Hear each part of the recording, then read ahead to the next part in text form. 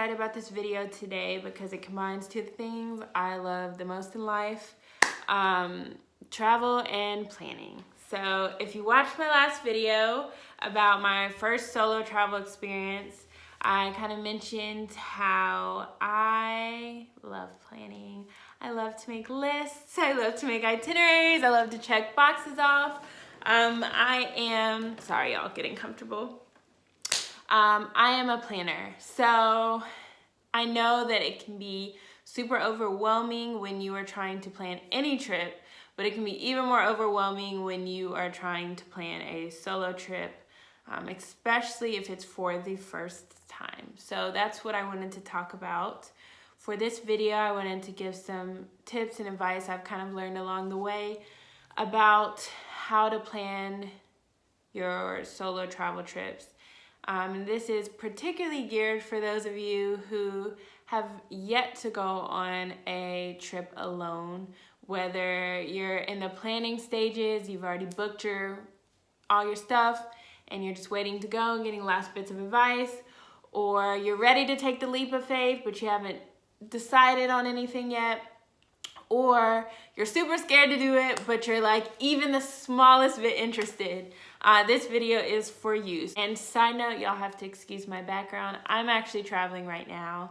I am in Budapest, Hungary, visiting a friend for the holidays. And you may also be wondering why I have a full face of makeup on and I'm traveling. I don't usually travel this way. But it is the day after Christmas and it's what's called Boxing Day. Some of you guys might be familiar with that. We don't celebrate that as Americans. We don't have that day.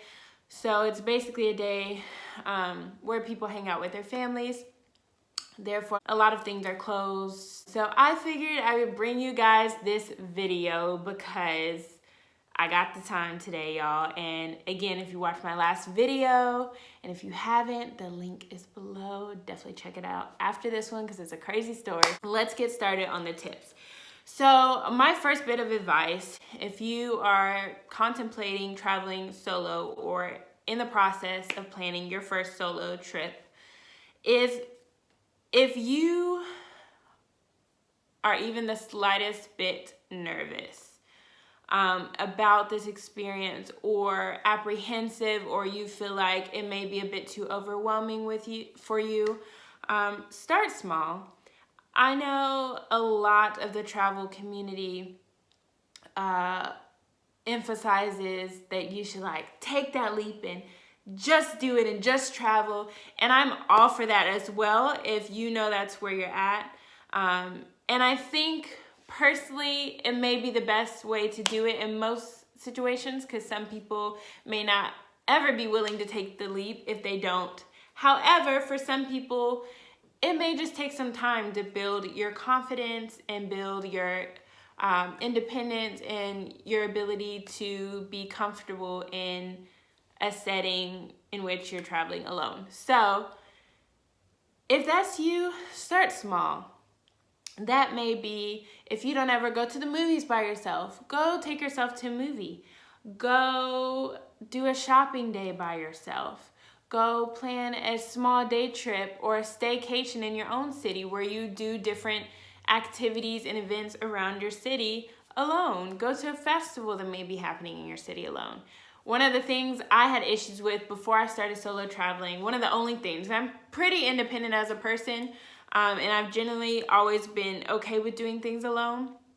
But the one thing I refused to do before I started solo traveling is eating out alone. I was like, I know people, don't care at all what I'm doing, but you still have that feeling of like, oh, what if they're judging me?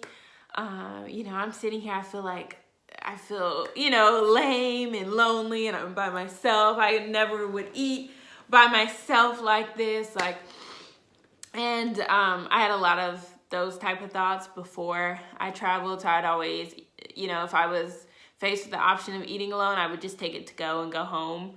So I wouldn't have to worry about that. But after solo traveling, y'all, again, that's totally changed my mindset and I could eat anywhere. I can go to a fine dining restaurant and eat by myself and be totally fine and not have a care in the world. So take yourself out to a restaurant in your city. Start exploring. If that's comfortable for you, plan, again, like a day trip within your country or state, wherever you are, that maybe you can get to pretty easily. If you have a car, you could drive, or take the train, or however things work for you where you're at, just to get yourself more accustomed and comfortable with the idea of doing things alone and being alone, and really just gives you the confidence to show you that you can do this, and all of y'all watching this, you can do this. Like, everyone's like, well, I'm not experienced, but you can do it. I promise. Coming from someone who was not experienced at all with solo traveling when I started, or really even experienced with international travel, period, I did it. And, I did it on my own. So I know that you guys can do it too. So if you need that extra boost, it's fine to take time to build your confidence to get to that point where you are comfortable traveling alone, maybe at an international setting. So definitely start small if you need to. While you're starting small, even if you don't feel like you need to do that, my second bit of advice would be to expand your travel community. If you use social media, I know big resources are in Instagram with different bloggers and influencers, and even everyday people who just travel and post their experiences. You have the same on Twitter, where people talk about their experiences as well. Facebook travel groups. Now, I know for a lot of my generation, y'all like, Facebook, really? But Facebook is the key, y'all. Let me tell y'all. Facebook has some of the best travel groups, and I think they're a lot more in depth because they're large groups of people who have similar interests. They may be a similar demographic to you as well. And, they're posting their experiences. They're asking questions. They're asking for advice. And if you join a well-known group, or a group that's been around for a while, chances are you can search the group for the destination you want to go to, and they're going to have tips and advice and recommendations and personal experiences that you can read and gain understanding to help you kind of build on that community and build and motivate and research and all those things for yourself. So definitely use the travel community. It's such a big resource.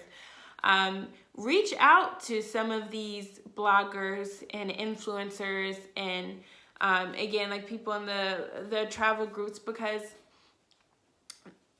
I wouldn't say 9 times out of 10, maybe because I can't speak for everyone, but a lot of times people are more than happy to help you.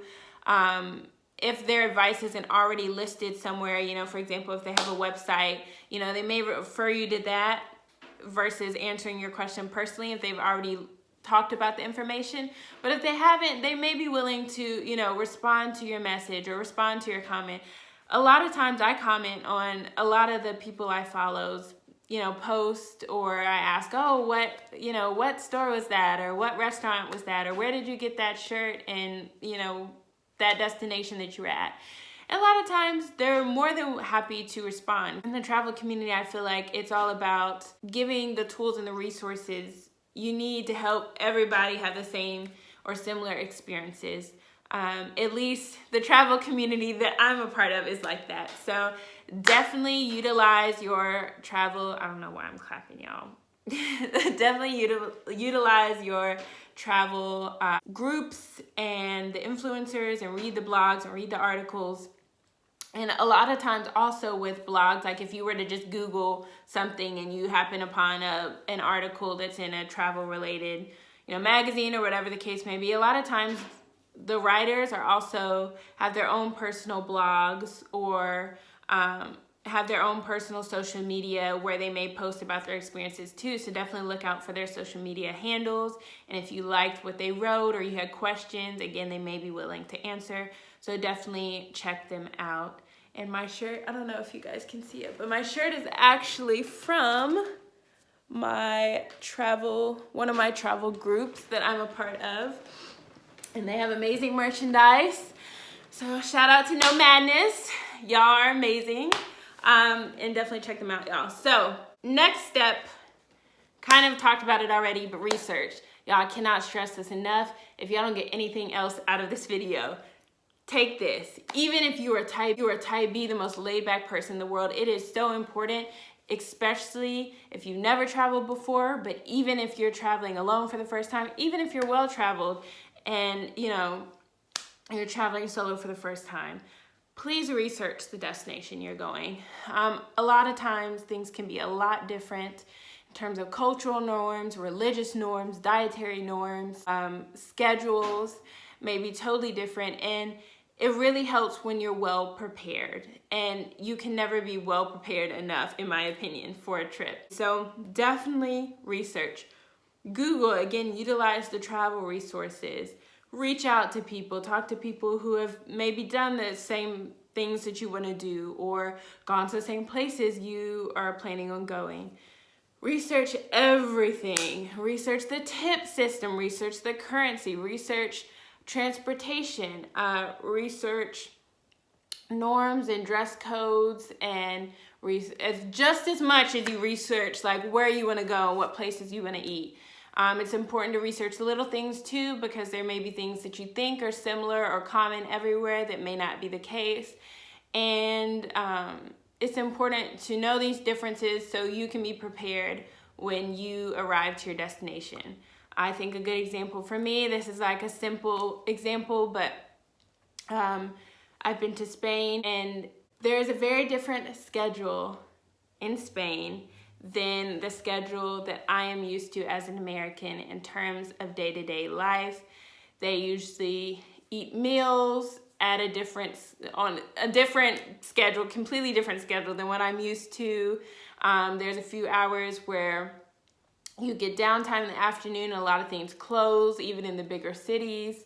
And so things like that, had I not researched, I wouldn't have known, and then I would have been extremely confused and very hangry when, I was expecting to eat at my normal time at like 5 or 6, and restaurants don't even open until 8. So it's things like that you need to be prepared for. So not only are you getting the best out of your experience, but you're also interacting in the best way with people, because you have at least somewhat of an understanding of the local culture and the local norms. So definitely research. On the research line, I have 2 more, subtopics. I think it's personally, not everyone's like this, but I think it's great to have an itinerary, but itinerary that's fluid. I'm not one of those people who make my itinerary, as type A as I am. I'm not one of those people who make my itinerary and I'm like, at 8 o'clock, I got to do this, and at 10 o'clock, I've got to be here. I like to have a good idea of what I want to do for my trip, and I may even plan it day by day, or I may just have a group of things I want to do for my trip.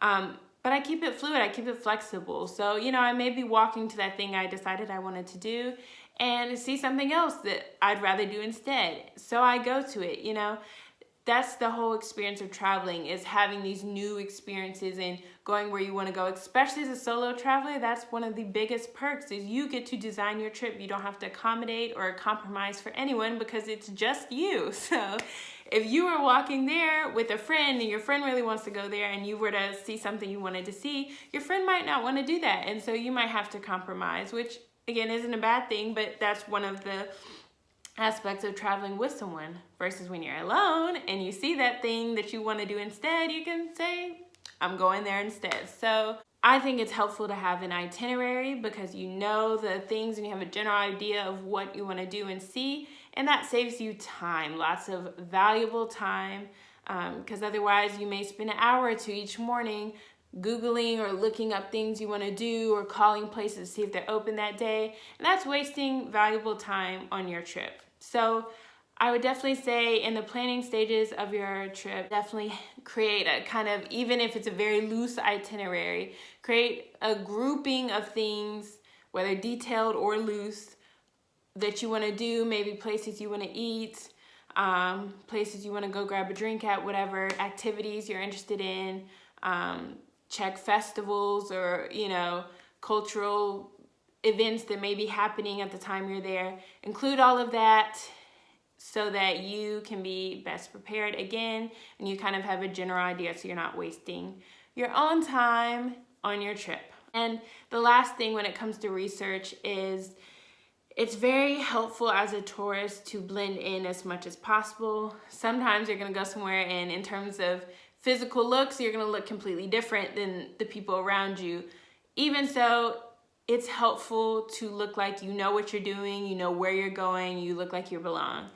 If you're, stopping at every street corner and flashing your newest iPhone all around, to take pictures, or you're at the restaurant and you're pulling out wads of money to pay, or you're going somewhere in a full designer outfit in a place where that's not the norm in the least and maybe not safe, then those can all be things that can possibly contribute to making you an easier target for things like getting pickpocketed. So you do just want to make sure you blend in as much as possible to reduce any possibility of anything happening.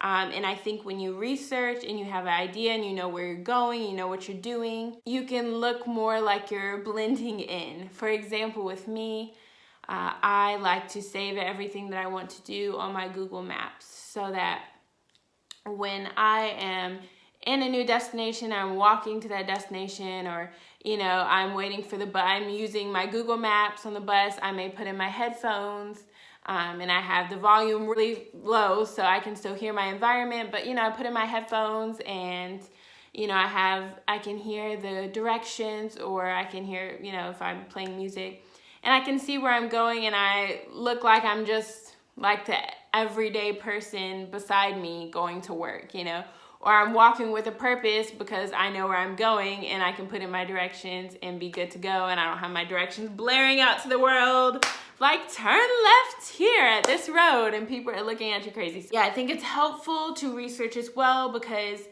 chances are if you research, you have an idea of what and where you're going and what it's going to be like there, so you're less likely to look lost and frazzled or disheveled all over the place, whatever you want to call it, and you'll blend in a lot easier, and that makes it a lot better if you are traveling, especially if you're traveling alone. So research, people. Got it. Okay. Last few things. Flights, book those and make sure you book those flights to be coming in during the daytime. I've definitely made the mistake of solo traveling and coming into a city and I wasn't out of the airport till like 1 a.m. and it's just, for safety reasons, it's not the best idea to be coming to a new city and you're not from there and you're traveling around late at night, and that might seem like common sense to some, but when you see that flight deal, sometimes you don't pay attention, and some people again just don't think about things like that. So definitely, for safety reasons, if you're flying in or flying out or taking the bus or the train or whatever, make sure that you're arriving at a decent hour when it's still daylight, just for your own safety, again, to reference the point I was making earlier, to kind of just be the best prepared. Be as prepared as you can be. That's what I'm trying to say. So yeah, definitely book the flights in daylight, or book the flight so you land in daylight. Accommodations, that's always a big thing that's asked.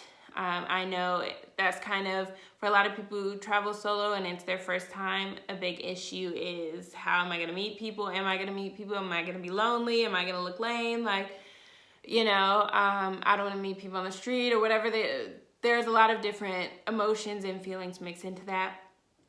I think the best accommodation for those of you who are traveling solo for the first time and you know that you want to meet people are hostels. There's a great app called Hostel World, and you can input your destination and your specific requirements, and they pull up a list of options for you and the price per day and the type of room and the rating. There's a rating system on there where you can read all the reviews. So definitely check out Hostel World. But if you're not familiar with hostels, just a quick rundown is they're mostly like a dorm system.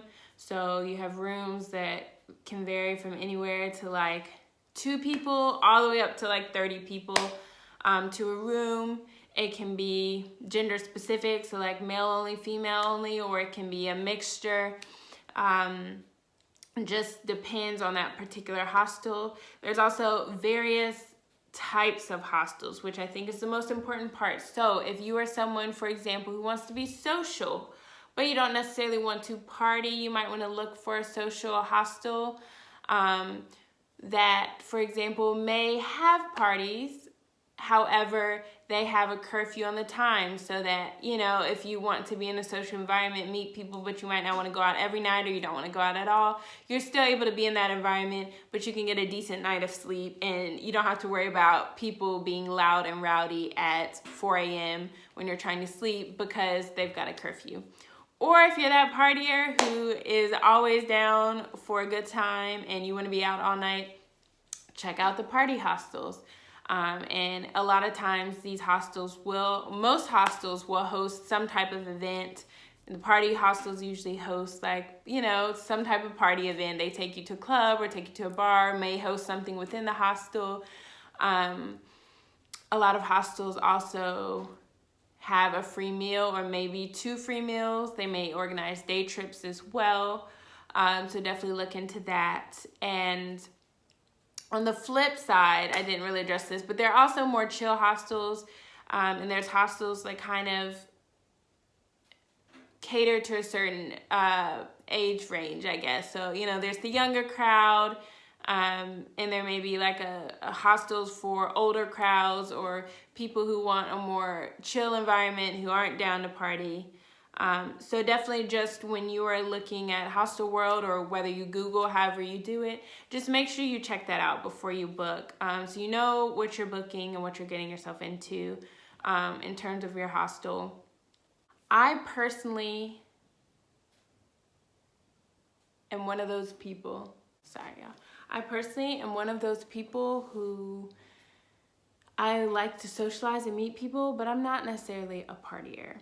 And I'm also someone who needs to recharge my social battery alone at the end of the day. Like, I don't want to be around people most of the time. At the end of the day, I need to decompress. I'm usually exhausted. So if you are one of those people as well, some hostels have the option for private rooms, and some of them can be decently priced. Some of them are honestly the same price as a hotel or Airbnb, so you might be better off getting one of those options instead.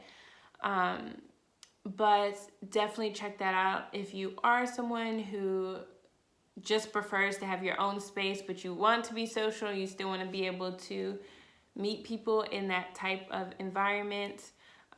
You can also look for hostels that have private rooms, so definitely check that out. If you decide to stay by yourself, you're like, I don't want to deal with that at all, you do like Airbnb or, you know, hotel, whatever the case may be, that's cool too, because there's also tons of ways outside of living accommodations that you can meet people. A few of the ways that I like to meet people when I travel is Viator. There's a few different websites like Viator, and they basically list the activities, the tours, like pub and bar crawls, all the different activities going on for tourists in that city. And you can go in there, and again, there's a rating system. You can see the company, how well they do, what's included, and you can book a tour there. That's a great way to meet people. Airbnb Experiences, even if you don't book an Airbnb, you can still, if you have an account, you can still book an Airbnb experience. And like Viator, they have a ton, literally like a plethora of options of things to do. And I feel like a lot of people don't know or use Airbnb Experiences yet.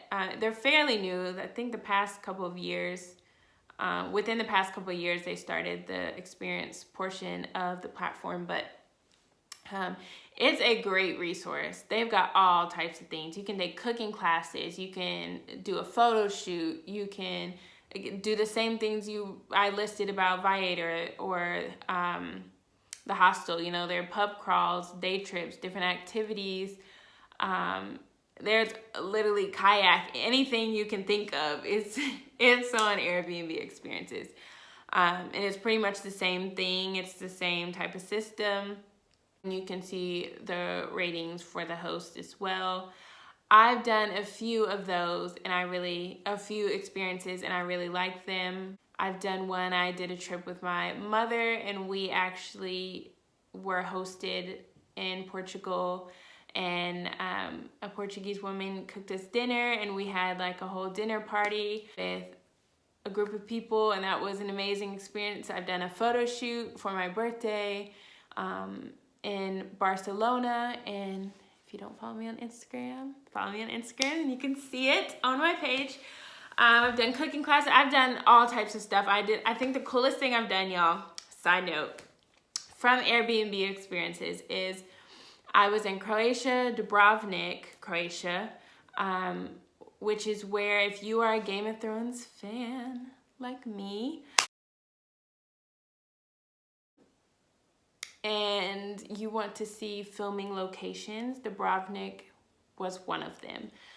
So when I was there, I wanted to, because I'm a big nerd, I wanted to take a Game of Thrones walking tour and kind of see the scenes, like where they filmed certain scenes and behind the scenes info and all of that good stuff that super nerds do. So I took one of those tours through Airbnb Experiences, and that was really cool as well. So to wrap it up, Airbnb Experiences, Viator are great resources. There's also something that I really like that I feel like unless you travel, you don't hear about this often. But I really like the concept of free tours. So free tours are something I like to do in every city if I can, if it's available. And it's a really unique concept. You usually have a local guide. What happens is there's no pre-booking. You may just search their website or again use Google Maps, Apple Maps, whatever you use to find their information, and you just see where the tour is meeting and you just show up and you take the tour.